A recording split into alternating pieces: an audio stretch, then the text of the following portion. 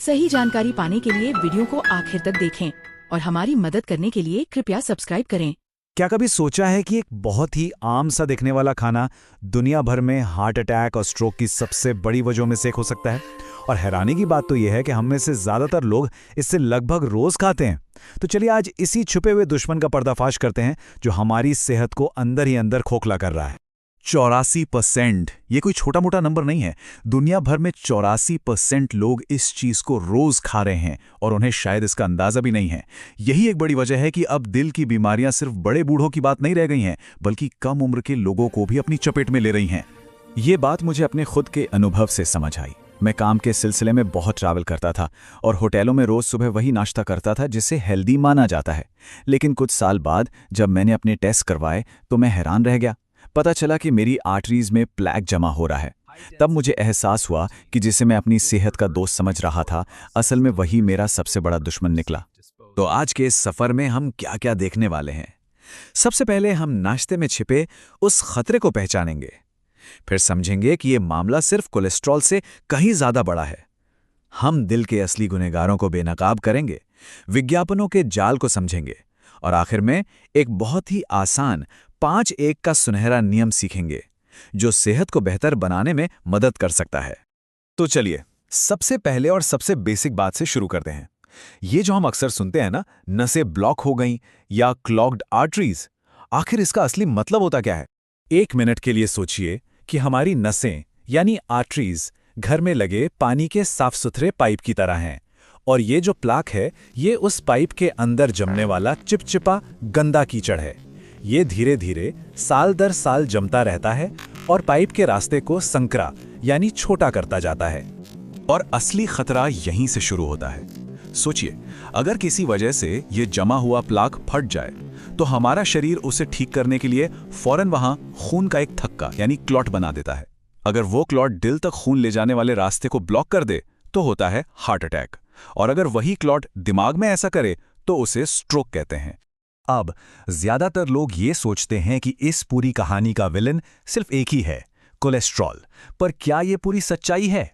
नहीं, कहानी में एक और इससे भी बड़ा छिपा हुआ विलन है। चलिए उससे मिलते हैं। हमें हमेशा यही बताया गया है कि एलडीएल यानी बुरा कोलेस्ट्रॉल हमारी नसों को ब्लॉक करता है, लेकिन यहां एक मजेदार ट्विस्ट है। एलडीएल बेचारा खुद से एक साफ सुथरी हेल्दी नस की दीवार पर चिपक ही नहीं सकता। उसे चिपकने के लिए एक डैमेज्ड खुरदुरी सतह चाहिए होती है। और वो सतह कौन तैयार करता है? सूजन यानी इन्फ्लेमेशन। तो असली जड़, इस कहानी का असली विलन है क्रॉनिक इन्फ्लेमेशन यानी शरीर के अंदर लगातार बनी रहने वाली सूजन। और इस सूजन का सबसे बड़ा कारण है इंसुलिन रेजिस्टेंस। सीधे शब्दों में कहें तो जब हमारा शरीर शुगर को ठीक से मैनेज नहीं कर पाता और वो हमारे खून में ज्यादा देर तक घूमती रहती है, तब ये प्रॉब्लम शुरू होती है। तो अब सवाल ये उठता है कि वो कौन से हेल्दी दिखने वाले फूड्स हैं जो असल में हमारे शरीर में सूजन की ये आग लगा रहे हैं। यकीन मानिए, इनके नाम सुनकर आपको थोड़ी हैरानी जरूर होगी। कोई अंदाजा है कि ये कौन सी चीजें हो सकती हैं जिन्हें हम रोज सेहतमंद समझकर खा रहे हैं? तो ये रहे वो गुनहगार जो अक्सर हमारी सुबह की टेबल पर होते हैं। ब्रेड, चाहे वो वाइट हो या ब्राउन, दूध में डले कॉर्नफ्लेक्स, मूसली या कोई भी मीठा सीरियल, और हाँ, ताजगी के नाम पर पिया जाने वाला डिब्बा बंद जूस। असल में यही है बंद धमनियों वाला नाश्ता। जब हम ये चीजें खाते हैं तो होता क्या है कि हमारा ब्लड शुगर लेवल एक रॉकेट की तरह 140 mg/dl के निशान को भी पार कर जाता है, और ये खतरे की घंटी है। ब्लड शुगर में ये जो एकदम से तेज उछाल आता है ना, ये हमारी धमनियों की नाजुक अंदरूनी परत को नुकसान पहुंचाता है।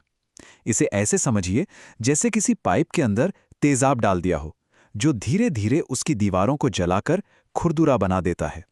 हमारे खून में मौजूद एक्स्ट्रा शुगर ठीक यही काम करती है, जिससे वहां सूजन पैदा होती है और प्लाक को चिपकने के लिए एक बढ़िया जगह मिल जाती है।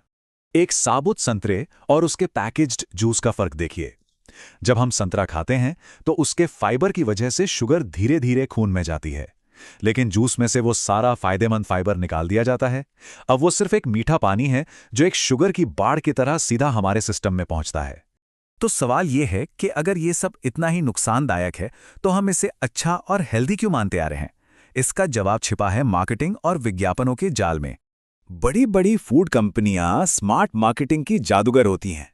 वो हंसते खेलते परिवारों की तस्वीरें दिखाकर और हार्ट हेल्दी और नेचुरल जैसे शब्द इस्तेमाल करके हम सबके दिमाग में ये बात बिठा देती हैं कि उनके प्रोडक्ट्स हमारी सेहत के लिए बहुत अच्छे हैं, जबकि असलियत इसके ठीक उलट होती है।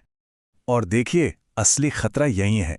जब हमारा दिमाग ये मान लेता है कि कोई चीज़ हेल्दी है तो हम उसे खाने में कोई हर्ज नहीं समझते। हमारी जो नेचुरल सावधानी है वो खत्म हो जाती है और हम रोज रोज बिना किसी गिल्ट के अपने शरीर को धीरे धीरे नुकसान पहुंचाते रहते हैं। लेकिन घबराने की बात नहीं है। अच्छी खबर यह है कि इस पूरे जाल से बचने का एक बहुत ही आसान और असरदार तरीका भी है। यह है 5-1 का सुनहरा नियम। एक बहुत ही सिंपल सा हिसाब है जो सुपरमार्केट में सही फैसला लेने में मदद करेगा। किसी भी पैकेट वाली चीज को उठाने से पहले उसके लेबल पर टोटल कार्बोहाइड्रेट्स को फाइबर से डिवाइड यानी भाग कर दें। अगर जवाब 5 या उससे कम आता है तो वो एक बेहतर ऑप्शन है। चलिए एक उदाहरण देखते हैं। मान लीजिए एक फूड में 20 ग्राम कार्ब्स पर सिर्फ 1 ग्राम फाइबर है, तो अनुपात आया 20। ये एक रेड फ्लैग है, इसे वापस रख देना ही बेहतर है। वहीं दूसरे फूड में भी 20 ग्राम कार्ब्स हैं, लेकिन फाइबर 5 ग्राम है, तो अनुपात आया 4। ये 5 से कम है, मतलब ये एक सेफ चॉइस है। और हाँ, सबसे अच्छा विकल्प तो हमेशा घर का बना ताज़ा नाश्ता ही होता है। कितने ही स्वादिष्ट ऑप्शन हैं, जैसे अंडे या पनीर की भुर्जी, दही के साथ मूंग दाल का चीला, मूंगफली वाला पोहा, या बस दही में कुछ चिया सीड्स और नट्स। ये ना सिर्फ टेस्टी हैं, बल्कि प्रोटीन और फाइबर से भरपूर होने की वजह से ब्लड शुगर को भी कंट्रोल में रखते हैं। एक बात हमेशा याद रखनी चाहिए, हार्ट अटैक कभी भी अचानक नहीं आता। ये तो सालों से हमारी धमनियों में चुपचाप चल रही एक प्रॉब्लम का नतीजा होता है। इसलिए सही कदम उठाने के लिए किसी बड़ी मेडिकल इमरजेंसी का इंतजार मत कीजिए। सही समय आज है, अभी है। तो इस पूरी जानकारी के बाद एक सवाल खुद से पूछना बनता है, आपकी सुबह की प्लेट पर क्या है? और इससे भी जरूरी सवाल, कल सुबह क्या होगा? क्योंकि इसका जवाब ही आपकी आने वाली सेहत को तय करेगा।